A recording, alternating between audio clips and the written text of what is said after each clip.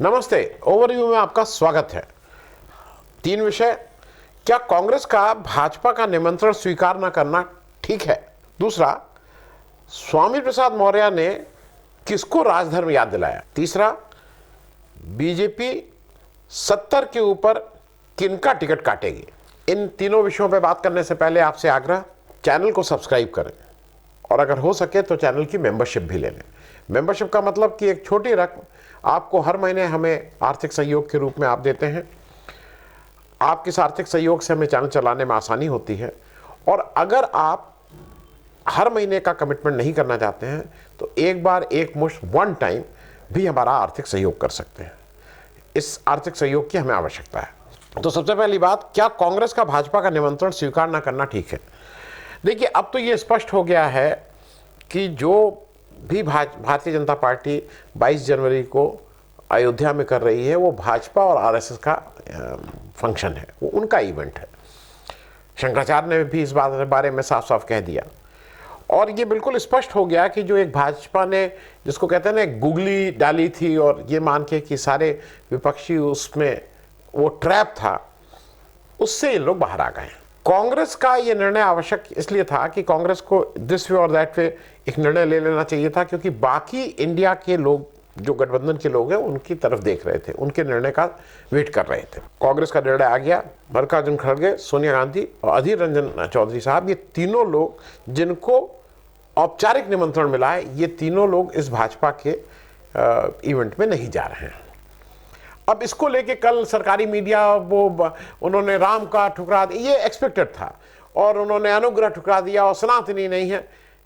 अगर आप भाजपा का इवेंट करिए, मैं उसमें ना जाऊं तो इसमें सनातन और उससे क्या मतलब है? तो ये उन्होंने स्पष्ट कर दिया कि वो इस इवेंट को अटेंड नहीं कर रहे हैं और उन्होंने कारण भी बताया, क्योंकि ये भाजपा और आरएसएस का इवेंट है।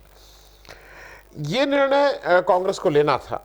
देखिए, कांग्रेस को ये बहुत दिन इसको टालमटोल नहीं कर सकती थी। ये करीब हफ्ते 10 दिन पहले ये निमंत्रण आया था, तभी से ये था कि कांग्रेस का हर जगह दो पक्ष थे। कुछ लोगों का कहना था जाना चाहिए, कुछ लोगों का कहना था नहीं जाना चाहिए, क्योंकि कांग्रेस को अपनी नीति स्पष्ट रखनी चाहिए। और दूसरा एक जो कारण था, जो निर्णय अभी ले लिया गया 10 तारीख को, 14 तारीख को भारत जोड़ो यात्रा शुरू हो रही है राहुल गांधी की मणिपुर से। हालांकि मणिपुर में भी शुरू में मणिपुर वाले तंग कर रहे थे कि नहीं, वो परमिशन देने की फाइनली परमिशन मिल गई है, क्योंकि फिर ये हुआ कि अच्छा मिजोरम से शुरू करेंगे, नहीं परमिशन दोगे तो। फाइनली उनको लगा कि परमिशन ना देने से वोट का ज़्यादा उनका नुकसान होगा, तो उन्होंने कंडीशन के साथ परमिशंस दी हैं। खैर, ये निर्णय कांग्रेस को उस भारत जोड़ो यात्रा से पहले ले लेना चाहिए था और उसी के अकॉर्डिंगली ये निर्णय लिया गया। इसको एक काम ये भी किया है भाजपा ने, कि भाजपा ने ये जो निमंत्रण पत्र भेजे हैं वो बहुत ही केयरफुली, उन्होंने क्या किया, उन्होंने स्टेट चीफ मिनिस्टर को नहीं भेजे हैं, वो मैंने पहले भी कहा था, उन्होंने पार्टी के अध्यक्षों को भेजे हैं। और राष्ट्रीय पार्टी जो है और जो प्रादेशिक पार्टी है, तो वो पार्टी के अध्यक्षों को गया है। चीफ मिनिस्टर को भेजते और चीफ मिनिस्टर आ जाते तो उनको एक प्रोटोकॉल है जो डिफाइंड है, तो उस प्रोटोकॉल के हिसाब से बिठाना पड़ता। ऐसे अब सोनिया गांधी और खड़गे जी को बिठा दो ना 4थी रो में, 10वीं रो में, और फिर हंसो, हाँ, देखो मैंने कहा इनको औकात दिखा दी, कुछ इस तरह की बातें की जाती। प्रश्न ये था कि बीजेपी की नीयत क्या थी, मतलब बीजेपी इस 22 तारीख के इवेंट को क्यों कर रही है? शंकराचार्य ने इसके बारे में मामला बिल्कुल स्पष्ट कर दिया। ये शंकराचार्य जी कह रहे हैं। शंकराचार्य का कहना यह है कि ये केवल और केवल चुनाव की वजह से और इससे वोट लेना चाहती है, ये शंकराचार्य कह रहे हैं। अब सबसे पहले तो इंडिया की बात कर लें, फिर थोड़ी इसकी मेरिट की भी बात कर लेंगे। ये जो निर्णय कांग्रेस ने लिया है इसकी मेरिट्स, पहले इंडिया गठबंधन की बात ये कर लें कि सबसे पहले तो कांग्रेस से भी पहले सीपीएम ने इसको, सीताराम येचुरी ने एक लंबा पत्र लिख के अपनी स्थिति बिल्कुल स्पष्ट कर दी थी कि वो इसमें क्यों नहीं जा रहे हैं। उनका कहना था ये स्टेट को, मतलब संविधान देश का स्टेट को इस तरह के इवेंट में, धार्मिक इवेंट में भाग लेने की इजाजत नहीं देता है, सरकार को नहीं देता है, और इसलिए हम नहीं आ रहे हैं। सीपीआई के जो डी राजा साहब हैं, उन्होंने भी ये कल स्पष्ट कर दिया कि वो भी यही स्टैंड लिए हैं। टीएमसी की ममता बनर्जी जो हैं, उन्होंने कल स्पष्ट किया वो नहीं जाएंगी, और उन्होंने कहा है कि ये इलेक्शन गिमिक है। उन्होंने जो शंकराचार्य जी ने बात कही उसको उन्होंने और स्पष्ट और खुले शब्दों में उन्होंने कहा ये इलेक्शन गिमिक है। राष्ट्रीय जनता दल पहले ही से कह रही थी कि वो कांग्रेस का स्टैंड सही है और हम उस पे हम वहां नहीं जा रहे हैं। डीएमके ने कहा है कि औपचारिक रूप से तो उनको अभी कोई निमंत्रण नहीं आया है, हालांकि करुणानिधि जी के घर पे एक निमंत्रण आया है, तो उनके परिवार से भी ये हुआ कि कोई नहीं जाएगा। लेकिन मुख्य रूप से जो बात कही है डीएमके ने, उसने कहा है कि भाई ये जो बाबरी मस्जिद गिराने की उन्होंने आलोचना की है, उन्होंने कहा और ये एक कारण है जिसकी वजह से वो नहीं जाएंगे इसमें। आम आदमी पार्टी में केजरीवाल साहब ने कहा है कि भाई एक लेटर तो आया है जिसमें कहा गया है कि अपनी डेट ब्लॉक्स कर लीजिए, लेकिन कोई निमंत्रण नहीं आया है। जब निमंत्रण आएगा तब बताएंगे। ये ठीक है, स्टैंड भी है भाई, पहले हम अपना, किसी ने भेजा नहीं निमंत्रण तो बाद में वो सब ट्रैप ये है कि जो पहले कह दे कि हम जाएंगे नहीं जाएंगे तो कहेंगे हमने बुलाया नहीं था। तो ये सब, और ये इस तरह की भाषा बीजेपी में यूज की जाती है। जेडीयू को आज तय कर लेना था, मेरे ख्याल में जेडीयू कहाँ जाएगी। एनसीपी ने साफ किया है कि उनको इनवाइट नहीं किया गया है, वो इनवाइटेड नहीं है, वो राष्ट्रीय पार्टी भी नहीं है, ये भी एक कारण है। उन्होंने लेकिन ये स्पष्ट किया शरद पवार ने कि वो बाद में जाएंगे। उन्होंने कहा 22 तारीख को बहुत भीड़ है, मैं बाद में जरूर जाऊंगा वहां। बीएसपी के सामने सियासत ये है, मुझे ऐसा नहीं लगता है बीएसपी जाएगी, क्योंकि बीएसपी का जो मुस्लिम वोट है वो उसका आधार है। बीएसपी अपने उम्मीदवार भी, चाहे वो लोकसभा हो, चाहे विधानसभा हो, चाहे क्षेत्रीय पंचायत के इलेक्शन हो, बहुत थोक में वो मुस्लिम कैंडिडेट्स को लड़ाती है। तो मुझे नहीं लगता है कि वो उसमें जाएगी, क्योंकि बीजेपी इसको कहीं पिच कर रही हिंदू मुस्लिम में। अब जरा इसकी मेरिट पे बात कर लें। शंकराचार्य जी इस मामले में बिल्कुल स्पष्ट हैं। उनका यह मानना है कि मोदी जी और बीजेपी की लोकल स्टैंडिंग क्या है, ये कौन है, ये कैसे ये डिसाइड करेंगे कि कौन होगा कौन नहीं होगा। वो चंपत राय जी कह देंगे रामानंद सेक्ट के लोग इसको करेंगे, तो रामानंद, अब क्या मोदी जी रामानंद सेक्ट के हैं? मतलब इसकी भी व्याख्या जरूरी है। और एवरेज हिंदू जो मैं जो हिंदू हूं, जो मेरे जैसे तमाम हिंदुओं के लिए अगर धर्म की व्याख्या है तो उस व्याख्या को करने वाले जो कॉम्पिटेंट हैं वो शंकराचार्य जी हैं। लास्ट वर्ड शंकराचार्य जी का है, और उन्होंने स्पष्ट किया है कि अभी ये प्राण प्रतिष्ठा नहीं हो सकती है, मंदिर पूरा नहीं हुआ है, और अगर होना भी, जब भी इसकी हो तो बहुत अच्छा था कि रामनवमी के दिन होता, इत्यादि इत्यादि। क्योंकि हिंदू धर्म को मानने वालों को ये नहीं, भाई सबसे बड़ा हिंदू धर्म को जो मानता हूं सबसे बड़ा उनके लिए धर्मगुरु शंकराचार्य हैं, तो उनकी बात की अवहेलना कैसे करें। और जब एक बार अगर कायदे देखिए, अगर आप सही में हिंदू हैं तो शंकराचार्य ने कह दिया हम नहीं जा रहे, तो आपको भी नहीं जाना चाहिए। अगर आप हिंदू हैं तो, आप भाजपाई के हिंदू हैं, आप आरएसएस हिंदू हैं तो अलग बात है, लेकिन अगर आप हिंदू हैं तो आपको नहीं जाना चाहिए। मैं एक और मेरिट की बात कर दूं, मुझे नेहरू का स्टैंड, जो नेहरू ने आज से कई साल पहले लिया था, सीपीएम का स्टैंड इस मामले में बिल्कुल साफ, बिल्कुल क्लियर है। स्टेट जो सरकार है उसको इस तरह के धार्मिक संस्थाओं में सरकार को पार्टिसिपेट नहीं करना चाहिए। व्यक्तिगत रूप से आप जाएं तो किसी को क्या आपत्ति हो सकती है, व्यक्तिगत रूप से जो जाना चाहे जहां वहां जाए। अब दूसरी बात, स्वामी प्रसाद मौर्य ने किसको राजधर्म याद दिलाया? ये अजीब सी स्थिति है, क्योंकि स्वामी प्रसाद मौर्य जी ने एक स्टेटमेंट दिया, वो हेडिंग छपी है, टाइम्स ऑफ इंडिया ने उस हेडिंग को ऐसे छापा है कि उन्होंने कहा है कि Swami Prasad Maurya justifies 1990 police firing. मतलब आप अगर इसको ध्यान से पढ़िए तो उसमें कहें जस्टिफाइज, किसी गलत बात को आदमी जस्टिफाई करता है ना। 30 अक्टूबर इंसिडेंट क्या है ये समझ लीजिए, किस बात पे कहा। स्वामी प्रसाद मौर्य ने कहा है कि जो 1990 में कार सेवकों पे गोली चली, वो उसको उन्होंने जस्टिफाई, मतलब उन्होंने कहा वो ठीक थी क्योंकि उसमें लॉ एंड ऑर्डर की बात थी, देश की बात थी। आपको याद होगा 30 अक्टूबर और 2 नवंबर 1990 में कार सेवकों पर गोली चली थी, फायरिंग हुई थी, उसमें 17 कार सेवक मारे गए थे। ये विवाद कहां से शुरू हुआ ये जरा समझ लीजिए। एक एसपी बघेल साहब हैं। अब एसपी बघेल साहब कभी दलित हो जाते हैं, कभी बैकवर्ड हो जाते हैं, कभी अति पिछड़ा हो जाते हैं, वो उनकी स्टेटस का भी नहीं मालूम। एसपी बघेल साहब के निमंत्रण पर ने एक स्टेटमेंट दिया। उस स्टेटमेंट में उन्होंने कहा कि जिन्होंने कार सेवकों पर गोली चलाई उनका भी स्वागत है। ये कोई आपका निमंत्रण होता है? खैर उन्होंने ऐसा निमंत्रण दिया। और एक चीज और बता दें एसपी बघेल को, एसपी बघेल साहब शायद चौथी शायद चौथी बार लोकसभा मेंबर है, उसमें से 3 बार वो समाजवादी पार्टी के टिकट पे लोकसभा मेंबर रहे हैं। मैं ये बातें इसलिए कह रहा हूं, ये मुलायम सिंह यादव के बहुत क्लोज एसोसिएट थे। ये हुए स्वामी प्रसाद मौर्य हुए, ये सब लोग जनता दल, उस समय 1990 में जनता दल था, समाजवादी पार्टी नहीं बनी थी। मुलायम सिंह यादव जी उस समय उत्तर प्रदेश के चीफ मिनिस्टर थे, और बाबरी मस्जिद को, उस ढांचे को बचाने के लिए उन्होंने पहले ही कहा था कि भाई यहां आना मना है, ये सब है। कोई ये नहीं था कि उन्होंने ऐसे उठ के, सोते हुए उठ के उन्होंने गोली चला दी। लोग वहां जबरदस्ती गए और वहां गोली चल गई। अब 2017 में मैं फिर से याद दिला दूं, जो स्वामी प्रसाद मौर्य कह रहे हैं, इस बात की तायीद मुलायम सिंह यादव ने एक फंक्शन में की थी। टाइम्स ऑफ इंडिया ने अपनी उस रिपोर्ट में इसको भी छापा है। मुलायम सिंह यादव ने उस समय जो कोट अनकोट कहा था कि देश की सुरक्षा के लिए, ये 2017 में कह रहे हैं, आफ्टर मतलब समझ के सारी चीजें, देश की सुरक्षा के लिए और भी मारना पड़ता तो सुरक्षा बल मारते। और सही बात है, अगर देश की सुरक्षा की कहीं बात आ रही है, लॉ एंड ऑर्डर, तो वो तो अपना राजधर्म निभा रहे थे ना।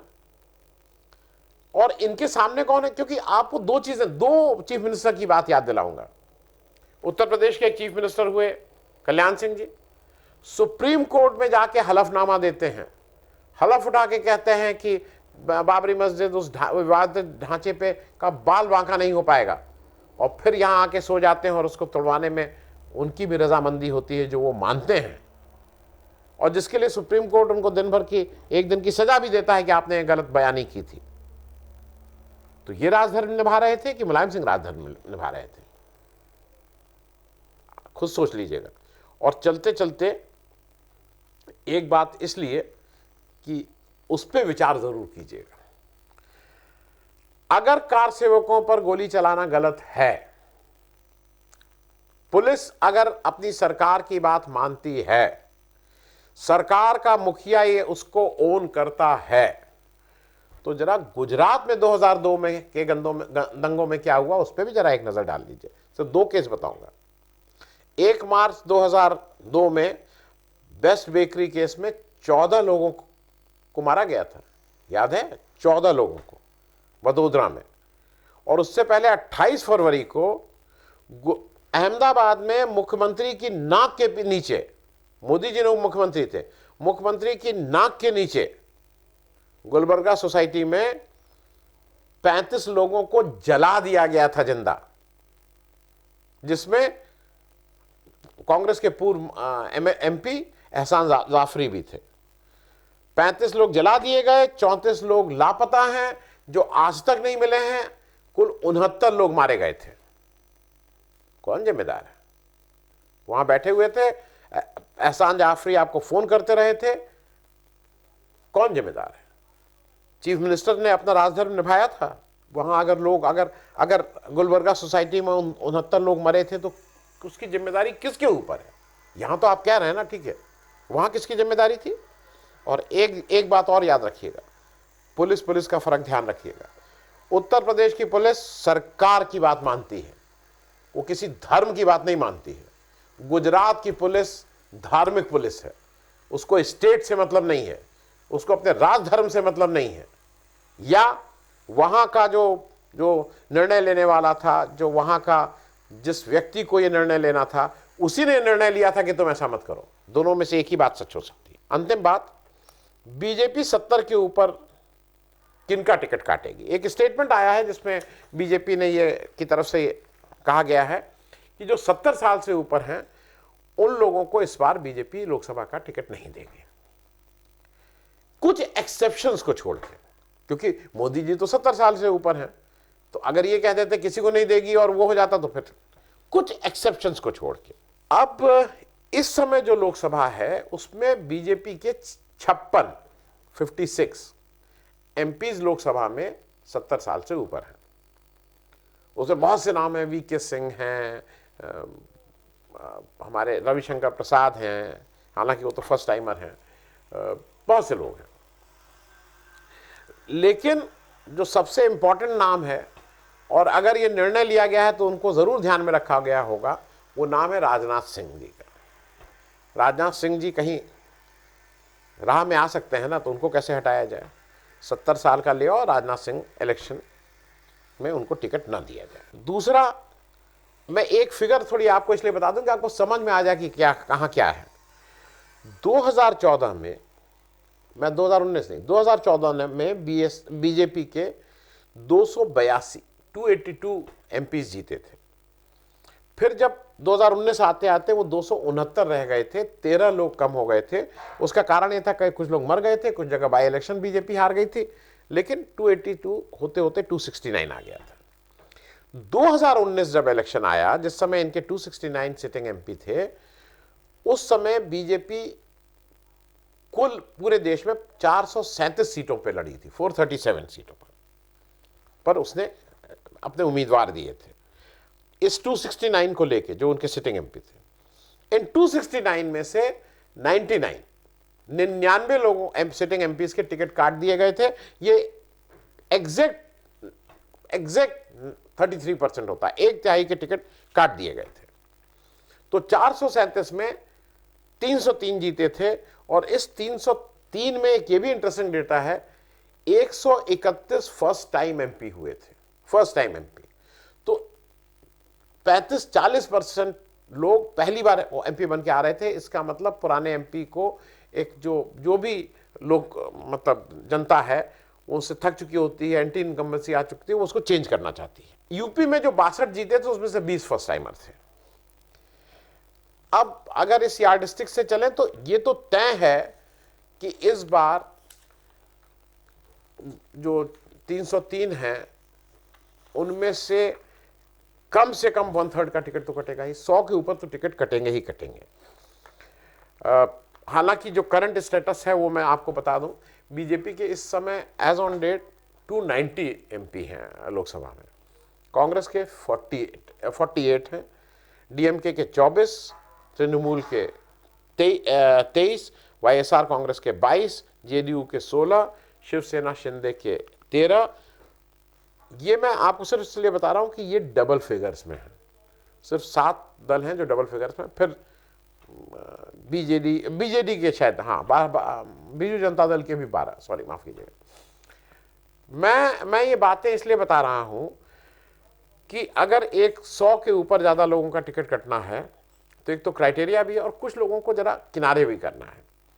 उसमें राजनाथ सिंह जी तो आ ही गए, उसमें वसुंधरा राजे भी आती हैं, वो भी 70 साल हैं। उसमें रमन सिंह भी आते हैं, हालांकि रमन सिंह कोई चैलेंज नहीं है, वो तो एडजस्ट हो गए हैं, लेकिन वसुंधरा राजे एक चैलेंज हो सकती है, मतलब खेल खराब कर सकती हैं।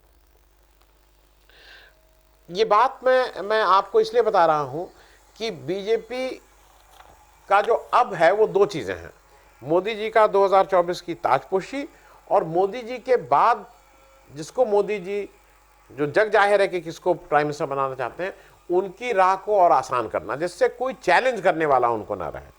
और इस दिशा में वो नए नए तरह के वो लाए जाएंगे कि इस वजह से इनका टिकट काट दो, जो भी थोड़ा बहुत लगेगा। 2 लोगों को अभी कैसे हैंडल करेंगे वो देखने वाली बात होगी। एक शिवराज सिंह चौहान, हालांकि वो इस समय तो नॉन एंटिटी हो गए, उनकी कोई ऐसा नहीं है, लेकिन वो अपनी तरफ से बोलते रहेंगे, मध्य प्रदेश में नुकसान कर सकते हैं। और दूसरा गडकरी जी, लेकिन गडकरी जी के बारे में मुझे लगता है कि पुराने आरएसएस के आदमी हैं, तो वो डिसिप्लिन है। मतलब एक बार अगर शाखा कह देगी, मतलब अगर संघ कह देगा कि भाई घर में बैठो, तो शायद वो घर में बैठ जाएंगे। मुझे उनमें वो स्पार्क नहीं दिखाई देता है कि वो बहुत लड़ने और क्रांतिकारी हों। वो अभी सब अपनी एक पोजीशन अलग बनाए हुए हैं, लेकिन कोई लड़ने वाले तो मुझे नहीं लगते हैं। तो कुल ले दे के अब तैयारी 2024 में बीजेपी की इंटरनल है कि किसका टिकट काटो, कौन चैलेंज कर सकता है, कौन तंग कर सकता है। वो भी बाहर तो एक तरफ लड़ी रही है विपक्षी पार्टियों से, इंटरनल भी वो अपनी चाक चौबंद कर रही है, अपनी चीज़ों को ठीक कर रही है। थैंक यू सो मच, धन्यवाद।